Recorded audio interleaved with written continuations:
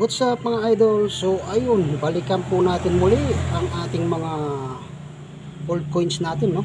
So pag-usapan po natin ngayon ay ang 5 centavos. So ito po ang ating 5 centavos, may medyo malaki at tatlo itong ating maliit. So ano pong meron dito sa ating 5 centavos na old coins?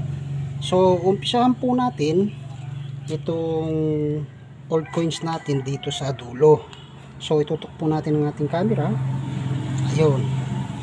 So ang 5 centavos natin mga idol, ano? So nag-start po nag-circulate to noong 1903 hanggang 1928. Yun po ang pag-start na pag-circulate ng 5 centavo na ganitong kalaki. So saan po yari ito? So ang composition po to, yari po siya sa 75% na copper at 25% na nickel. So ang weight po niya, no, yung timbang po niya is 5.25 gram. Ang diameter po niya ay 21.3 mm. So ang thickness po niya, yung kapal niya, so 1.68 mm, at ang edge po niya ay smooth. So ano naman po ang value ng mga ganitong klaseng coins, no, yung ganito kalaki na 5 centavo? So ang value po ng mga ganito ay hindi po ganong kataas, no, pero depende na po yan kung yan po ay pure silver. So ang mga ganito po kasi, gaya po nitong hawak ko, ay medyo quality naman po siya. Ayun po siya. So ang started po nito, ang starting pong value po nito ay nasa around 300 or hanggang 1,000 pesos po yan. So kapag pure silver naman po siya, kapag pure silver ay umaabot din po yan ng mahigit 1,000 hanggang 3,000. Mga ganun po klaseng coins na silver. So yan po ang ano yan, at naka-base din po kasi sa quality ng isang coins, lalo na po sa mga nangungoleksyon, mga collector natin, ay talaga pong hinahanap nila ay mga quality, at depende rin po yan sa taon, yung taon po ng kanilang kinukoleksyon. So iko-collection po kasi nila yan magmula sa 1903 hanggang maabot nila ang 1928. So wala po yan, nakadepende po yan, no, sa lahat ng mga nabanggit natin, nakadepende po yan. Lalo po kung silver ay mas mahal. Kung mga ganitong klase lang po na simple lang, nayari lang po sa copper at nayari lang din po sa nickel, so medyo mababa po siya. So ayun po, at dumako tayo po dito sa medyo mas maliit. Ayan. So dito po tayo sa mga medyo maliit na ganun din po, ano, 5 centavos din po yan, no? So ayan. So ano naman po itong 5 centavos na medyo maliit? So ito po ay nag-circulate noong 1930 to 1945. Ayan po. So ito po ay 1945 po ito. Kung makikita niyo po dyan, ayan po siya, 1945. So yan po yung starting ng pag-circulate po nitong coins na 5 centavo na maliit.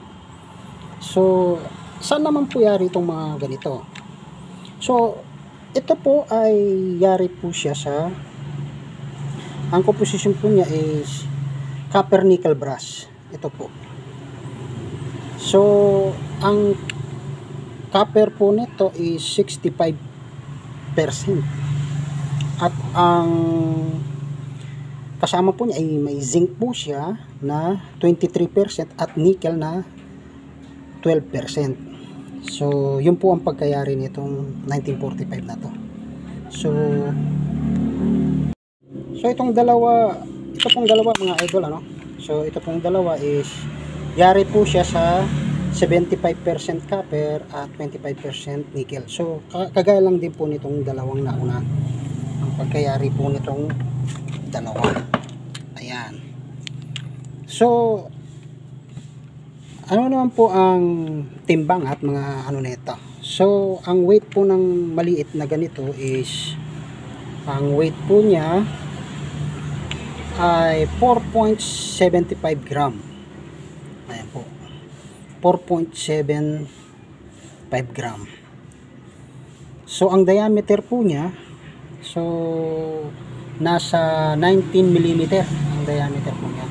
At ang thickness po niya, ang thickness niya is 2.4 mm. At ang edge po niya, yung ano po niya is smooth din po siya. So ano naman po ang value ng mga ganitong klaseng coins, no, yung mga maliliit, no? So ito pong medyo maliit na to ay mas mahal po siya kumpara po dito sa dalawang nauna.